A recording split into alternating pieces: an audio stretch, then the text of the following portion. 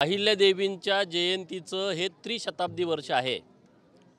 31 मे 1725ला अहिल्यादेवींचा जन्म झाला आणि 2 दिवसानंतर 31 मे 2025 300 वर्ष पूर्ण झाले आणि म्हणून अखंड देशभर अहिल्यादेवींच्या जयंतीचे कार्यक्रम वेगवेगळ्या स्वरूपात सुरू आहेत। आणि त्यातला एक भाग म्हणून आमचे समाजाचे नेते, इथले विरोधी पक्ष नेते, भाजपाचे नेते माननीय नरेंद्र काळे साहेब त्यांच्या संकल्पनेतून अहिल्यादेवींचा सिंहासनावरती बसलेली मूर्ती आज वितरित केली जाणार आहे। हा अत्यंत पवित्र कार्यक्रम हा सोलापूरमध्ये होतोय। घराघरामध्ये अहिल्यादेवींचा फोटो असला पाहिजे, घराघरामध्ये अहिल्यादेवींचा पुतळा असला पाहिजे अशी संकल्पना आता सर्व अहिल्या भक्तांनी राबवलेली आहे।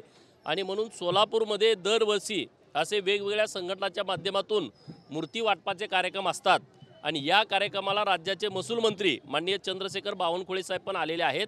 तर हा एक चांगला कार्यक्रम सोलापूरमध्ये आज पार पडतोय। मी विशेष अभिनंदन करतो नरेंद्र काळे साहेबांचं की त्यांनी चांगली संकल्पना राबवलेली आहे। आणि सिंहासनावरचा अहिल्यादेवींचा पुतळा हा फार कमी प्रमाणात होता आणि आज तो वितरित होतोय, याचा मला आनंद आहे। शिवसेना ठाकरे गट आणि राष्ट्रवादी शरद पवार गटामध्ये कुठेतरी वाद सुरू आहेत आणि त्याचा जो काही राग आहे संजय राऊतांनी भाजपवर काढलेला आहे। संजय राऊत असं म्हणतात की बाबा एका राष्ट्रवादीतल्या शरद पवार गटातल्या त्यांना तहान लागलेली आहे सत्तेत जायची, मात्र गटारीचं पाणी कोणी पितं का तहान लागल्यानंतर, टीका भाजपवर केली। बघा, हा संजय राऊत हा वैफल्यग्रस्त माणूस आहे।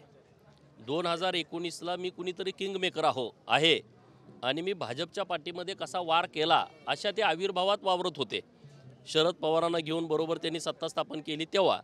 आता ती पूर्णपणे परिस्थिती बदलली। माननीय देवाभाऊंच्या नेतृत्वामध्ये 2022ला एकनाथ शिंदेसाहेब मुख्यमंत्री आणि देवाभाऊ मुख्यमंत्री असं एक सरकार नव्यानं स्थापन झालं आणि जे नॅचरल अलायन्स होतं, आता परत देवाभाऊंच्या नेतृत्वामध्ये महाराष्ट्रातल्या जनतेने भरघोस असं मतदान दिलं, बहुमत दिलं आणि त्यामुळं आता त्यांच्याकडे कुठलं काम उरलेलं नसल्यामुळं अत्यंत खालच्या लेवलला जाऊन ते टीका टिप्पणी करत राहत आहेत।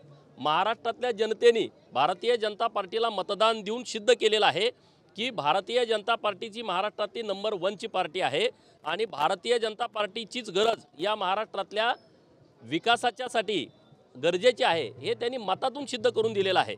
त्यामुळे तर संजय राऊताची स्टेटमेंट रोज वेगवेगळी येत आहेत, त्या स्टेटमेंटला फार काही महत्त्व आहे असं मला अजिबात वाटत नाही। बघा, मी तुमच्याकडून ऐकतोय, मला पंढरपूरमधले पण पत्रकार बोलले देवाभाऊने काय कौतुक केलं मी बघितलं नाही, पण जर कौतुक केलं असेल आणि शरद पवारांच्या बाबतीत बोलले असतील तर मी ते बघेन आणि त्याच्यावरती तुम्हाला प्रतिक्रिया देईन।